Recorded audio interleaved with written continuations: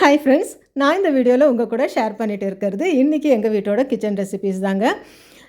எனக்கு வந்து சமைக்கிறது ரொம்பவுமே பிடிச்ச ஒரு விஷயம். அதனால் நான் சமைக்கிற எல்லாமே பார்த்திங்கன்னா ரொம்ப 100% வந்து அவுட்புட் வந்து சூப்பராக வரும்னு சொல்ல முடியாது. நான் நிறையவே சொதப்புவேன்.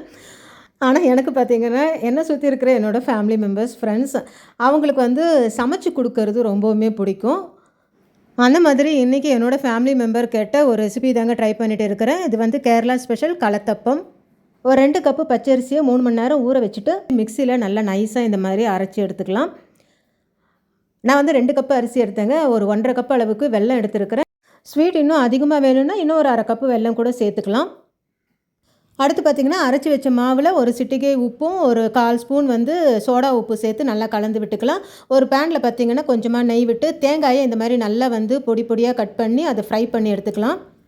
அடுத்து இந்த வெள்ளை கரைச்சல் நல்லா கொதி வந்ததும் நம்ம அந்த சூட்டோடு எடுத்து இந்த மாவில் சேர்த்துடலாங்க. நல்லா கொதிக்கிற அந்த வெள்ளை தண்ணியை சூடாக அதிலே சேர்த்து நல்லா மிக்ஸ் பண்ணி விட்டுடலாம். அடுத்து நம்ம பொரிச்சு வச்ச அந்த தேங்காயும் இதில் சேர்த்து நல்லா கலந்து விட்டுக்கலாம்.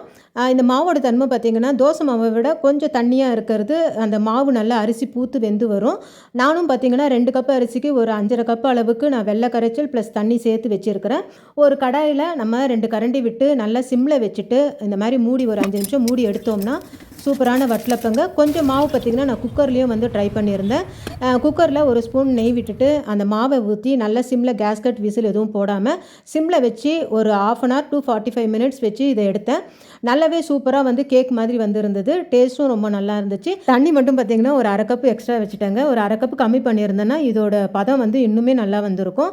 நீங்கள் செய்யும்போது அந்த மாதிரி ட்ரை பண்ணி பாருங்கள்.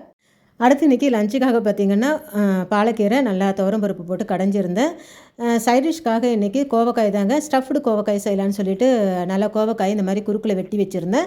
ஸ்டஃப்புக்காக பார்த்திங்கன்னா ஒரு 4 பல்லு பூண்டு, ஒரு பெரிய வெங்காயம், ஒரு பெரிய தக்காளி, கொஞ்சம் ஃப்ரெஷ்ஷாக கொத்தமல்லி சேர்த்து நல்லா வந்து வதக்கி விட்டுக்கலாம். 1 ஸ்பூன் வெறும் மிளகாய்த்தூள், 1/4 ஸ்பூன் மஞ்சத்தூள் சேர்த்து கொஞ்சம் உப்பு சேர்த்து ஆற விட்டு நல்லா மிக்சியில் இந்த மாதிரி அரைச்சிட்டு பொரியலுக்காக நான் சேர்க்குற அந்த வேர்க்கடலை பொடி அதையும் 2 ஸ்பூன் சேர்த்து நல்லா மிக்ஸ் பண்ணிவிட்டு கோவக்காயில் பார்த்திங்கன்னா இந்த மாதிரி வச்சு நல்லா ஸ்டஃப் பண்ணிவிட்டு ஒரு ஃப்ரை பேனில் இந்த மாதிரி தனித்தனியாக போட்டு நல்லா வந்து சிம்மில் வச்சு ஒரு 10 to 15 minutes வந்து சிம்மில் வச்சு கிளறி எடுத்தோம்னா சூப்பரான ஸ்டஃப்டு கோவக்காய். இப்போ நம்ம வீட்டோட லஞ்ச் மெனு ரெடி ஆகிடுச்சிங்க. நல்ல சூடான சாதம், பாலக்கீரை, கடையல், ஸ்டஃப்டு கோவக்காய் ஃப்ரை, ரசம், தயிர், அப்பளம், நேற்று வீட்டில் செஞ்ச கல்யாண வீட்டு மாங்காய் ஊறுகாய். இதுதாங்க இன்றைக்கி எங்கள் வீட்டோட லஞ்ச் மெனு. இந்த டேஸ்டியான ரெசிபிஸ் நீங்களும் உங்கள் வீட்டில் ட்ரை பண்ணி பாருங்கள் ஃப்ரெண்ட்ஸ். தேங்க்யூ.